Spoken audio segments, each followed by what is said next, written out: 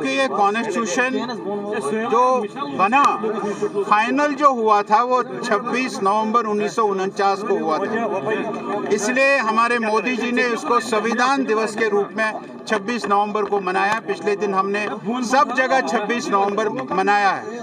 26 नवंबर से लेकर 26 जनवरी तक ये जो 2 महीने हैं, इन 2 महीनों पर हम जगह जगह कॉन्स्टिट्यूशन के गौरव में कार्यक्रम कर रहे हैं। वही आज ये कार्यक्रम था कॉन्स्टिट्यूशन के गौरव में। कॉन्स्टिट्यूशन को आगे बढ़ाने के लिए भारत का कॉन्स्टिट्यूशन सबसे श्रेष्ठ कॉन्स्टिट्यूशन है, सबसे बड़ा कॉन्स्टिट्यूशन है, और इसको ड्राफ्ट करने में बाबा साहब भीमराव अंबेडकर की जी 11 महीने की तपस्या है।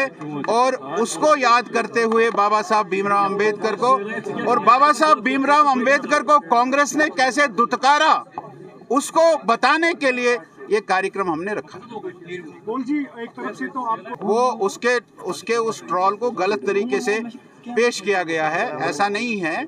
वो अब जो राहुल गांधी का कल का स्टेटमेंट है कि वो स्टेट के साथ लड़ाई करेगा, ऐसा थोड़ी है। वो जो हुआ है वो उनके बयान को, अमित शाह जी के बयान को गलत तरीके से पेश किया गया, ऐसा नहीं है।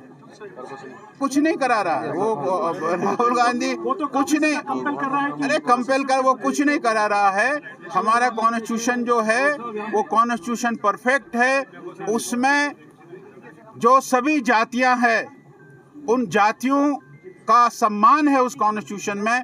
बाबा साहब भीमराव अंबेडकर ने वो सारी व्यवस्थाएं रखी है, और हमारे मोदी जी ने ओबीसी कमीशन को जो संवैधानिक दर्जा दिया है, ये बहुत बड़ी बात है।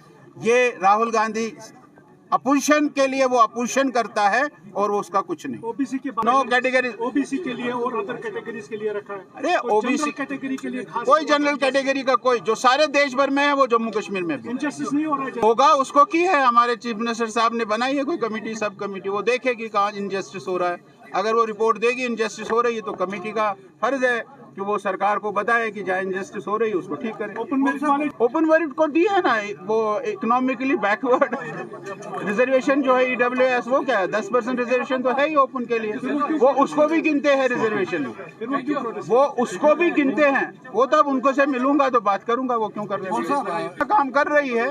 अब ये तो लोगों को समझ आएगी थोड़े दिनों के बाद कि उन्होंने क्या किया और किस प्रकार से अपने मत का उन्होंने अधिकार का वो हक का उन्होंने इस्तेमाल किया है। थोड़ी देर में समझ आएगी। अरे भैया, आप नितिन गडकरी जी का स्पीच सुनिए। नितिन गडकरी के स्पीच के बाद जो जम्मू कश्मीर में हुआ है, 50,000 करोड़ के इंफ्रास्ट्रक्चर के प्रोजेक्ट जम्मू कश्मीर में बन रहे हैं। 4 कॉरिडोर बन रहे हैं, 4 कॉरिडोर बन रहे हैं। हमारा कश्मीर में जो है वो रिंग रोड बन रहा है, जम्मू में रिंग रोड बन रहा है, एक्सप्रेस वेज बन रही है, रेलवे आ रही है। इससे बड़ा इंफ्रास्ट्रक्चर में कुछ नहीं किया जा सकता है। इतना बड़ा इंफ्रास्ट्रक्चर जम्मू कश्मीर में हमारी सरकार नितिन गडकरी जी के माध्यम से हो रहा है, ये बहुत बड़ी बात है। यहाँ ओएससी कहते थे इनको, ये जो ओबीसी वाले थे इनको ओएससी कहते थे, अदर सोशल कास्ट कहते थे, और 2% रिजर्वेशन थी। हमने 4% रिजर्वेशन दी। अब कमीशन ने इनको 8% रिजर्वेशन दी। भारतीय जनता पार्टी ने 8% रिजर्वेशन नहीं दी।